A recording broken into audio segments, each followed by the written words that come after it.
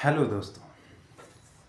So basically हम अगर politics section की बात करें, इतने महत्वपूर्ण सब्जेक्ट पे अगर हम बात कर रहे हैं तो हमें ज़रूरत है इस बात को समझने की कि पॉलिटी अपने आप में एक बहुत ही व्यापक सब्जेक्ट है, विस्तृत सब्जेक्ट है। हिंदी और इंग्लिश मिक्सचर चलेगा तो ठीक है, अदरवाइज़ एक लैंग्वेज पे आना है तो it's okay for me also. that if we are going to teach, if we are going to read polity, study polity, then, and especially for UPSC civil services, then there are so many things to note down, that the entire syllabus is very very well and defined and confined. And while studying or while reading, we need to address very particular segments like uh,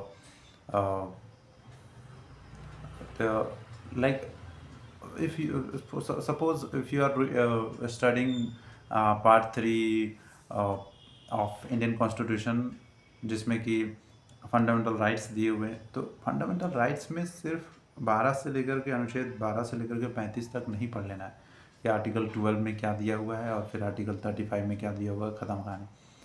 definitely कानून के अपने page हैं, page अपनी अपनी उसकी एक कोई कानून जब पढ़ते हैं तो उसकी एक अलग विस्तृत संक्षिप्त व्याख्या कहीं और छिपी होती है। किसी का कोई एक्सेप्शन होता है, किसी चीज़ का कोई एक्सप्लेनेशन सिर्फ उसी आर्टिकल में नहीं होता, बल्कि और भी दूसरे संविधान के संवैधानिक डिबेट में मिलते हैं आपको। पुराने हिस्टोरिकल बैकग्राउंड और दस्तावेज़ों को खंगालना पड़ता है, और तब आपको असल में उसका संक्षेप जो है, उसका जो सारांश है, बेहतर ढंग से समझ में आता है। तो आर्टिकल 14 को ही अगर ले ले तो अनुच्छेद 14 जो है, जैसे कहता है कि equal protection of law, right, equality before law. तो ये जो अनुच्छेद 14 है, सबसे पहले तो ये सोर्स लिया कहाँ से लिया, इसकी ज़रूरत क्यों थी, और इन दोनों का मतलब फिर देखेंगे कि क्या है, राइट।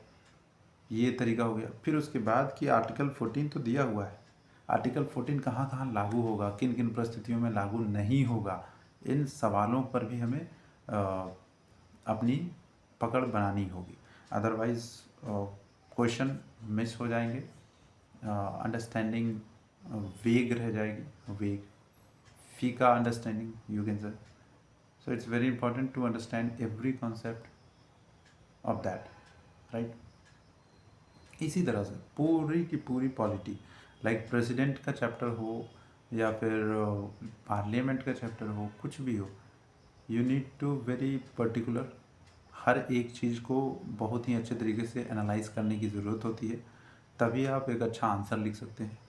जैसे कि अगर हम बात करें कि पार्लियामेंट, पार्लियामेंट मतलब क्या, दो सदन, है ना, दो houses, two both houses, like Lok Sabha and Rajya Sabha मिलकर के पार्लियामेंट बनता है।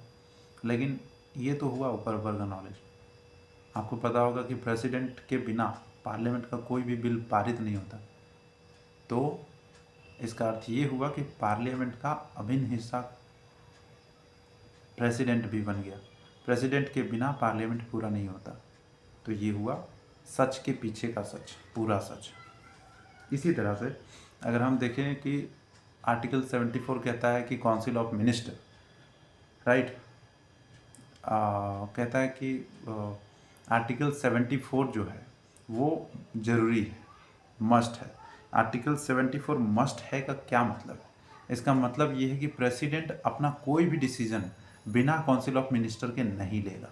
ये डिसीजन कब आया, ये जजमेंट कब आई, है ना, किस अमेंडमेंट के द्वारा इसे मैंडेटरी बनाया गया, इन सब चीज़ों को भी देखने की ज़रूरत है। तब हम असल में समझ सकते हैं कि आर्टिकल 74 या फिर प्रेसिडेंट या फिर काउंसिल ऑफ मिनिस्टर के बीच में कैसा संबंध है और ये संबंध किस तरह का है ना।